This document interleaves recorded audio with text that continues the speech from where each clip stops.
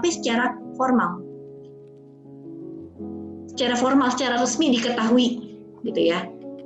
Kalau misalnya informal itu budaya satu ke budaya yang lain, generasi satu ke generasi yang lain tidak diketahui secara resmi. Artinya begini, kegiatan itu dilakukan ya sudah nggak harus secara formal, tapi karena memang sudah terbiasa dilakukan, sudah sering dilihat, sering didengar, sering dipakai barangkali, maka kemudian menjadi hal itu dilakukan. Bisa dipahami teman-teman. Misalnya pada umumnya, kalau misalkan di Indonesia itu masyarakat sering telat misalnya. Jadi jam 7 misalnya. Terus kemudian secara informal, karena sering telat, datangnya jam 7.30 misalnya. Karena sering telat, sering dirasakan, sering dialami sendiri, itu menjadi bentuk satu budaya baru, budaya telat. Ini mohon maaf agak nggak enak ya, budaya telat gitu. Itu secara informal orang akhirnya datang pukul 7.30 atau bahkan bisa lebih. Itu berbahaya sebenarnya teman-teman, tapi itu menjadi budaya sendiri. Kalau secara formal itu kan dia kebiasaan memang dari satu masyarakat ke masyarakat lainnya, turun-temurun dari generasi satu ke generasi berikutnya, dan itu secara resmi dilakukan gitu ya. Kalau secara informal dia nggak ada secara resmi ya, tapi karena sudah dialami sendiri sehingga kemudian secara tidak langsung menjadi satu bentuk budaya.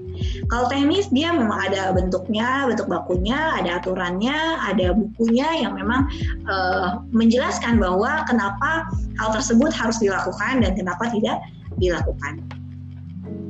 Gitu ya. Lalu mengenal perbedaan budaya. Kita di bicara komunikasi lintas budaya, kita harus paham berkaitan dengan nilai-nilai sosial tertentu. Di daerah pedesaan misalnya, nilai sosialnya cenderung kebersamaannya tinggi.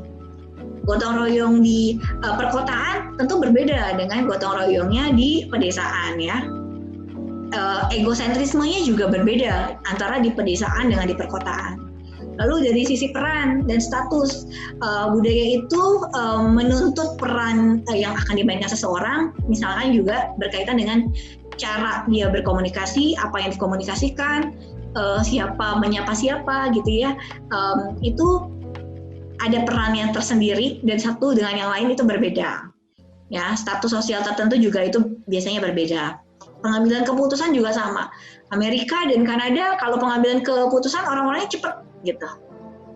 Beda kalau misalkan Jepang ataupun Amerika Latin misalnya yang cenderung pengambilan keputusan di level manajer puncak dan cenderungnya katakanlah lambat ya dan bertele-tele misalnya.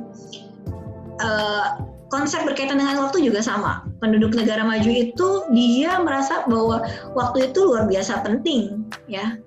Dan beda halnya dengan beberapa warga negara Asia atau Amerika Latin yang merasa bahwa waktu lebih cenderung fleksibel gitu ya.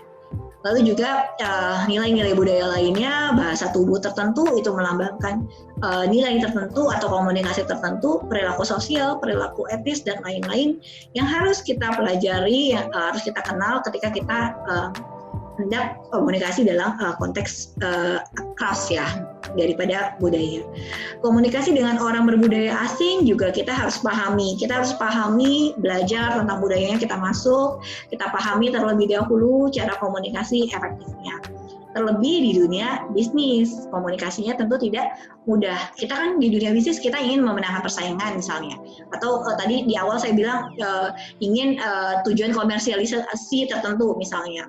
Ingin proyek kita berhasil gitu ya. Kita harus pahami terlebih dahulu daripada budaya yang berbeda tersebut. Kita harus kembangkan keterampilan komunikasi lintas budaya, negosiasikan lintas budaya. Sebagai contoh, misalnya ketika kita hendak berbisnis, kita ingin mengekspor barang ke negara lain, seorang pebisnis dia harus paham gitu ya situasi dan kondisi ekonomi dari negara yang ditujunya. Ekonomi yang di sana itu, yang ditujunya mau ekspor itu trennya apa? Yang laris di pasaran itu seperti apa? Yang disukai seperti apa peminatnya? Harganya di range berapa untuk pasarnya tersebut? Kualitas suatu produk yang diharapkan dari pasar yang dituju itu seperti apa? Itu harus jadi bahan pertimbangan kondisi atau pasar daripada si region atau wilayah yang hendak menjadi sasaran bisnisnya. Negosiasi juga sama. Jadi ketika kita hendak komunikasi dengan negara lain untuk ekspor misalnya, kerjasama bisnis dengan negara lain, maka negosiasi menjadi sesuatu yang harus, is a must ya. Negotiation menjadi sebuah keharusan yang nggak bisa kita hindari. Gitu. Jadi dibutuhkan komunikasi yang baik, komunikasi lintas budaya yang baik. Karena kalau misalkan dari teorinya negosiasi, kalau kita nggak paham background-nya atau sudut pandangnya dari budaya negara tersebut atau persepsinya dan karakter dan rekan bisnis kita, maka cenderung negosiasi kita tidak berhasil gitu ya. Lalu juga komunikasi itu perlu untuk apa? Untuk cari support daripada bisnis kita gitu ya, untuk memperluas pasar kita. Komunikasi perlu dilakukan untuk perdagangan internasional juga atau bahkan mencari sponsor tertentu.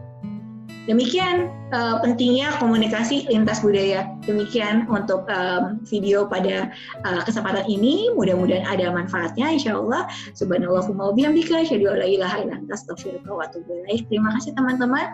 Wabillahi taufiq wal hidayah. Wassalamualaikum warahmatullahi wabarakatuh.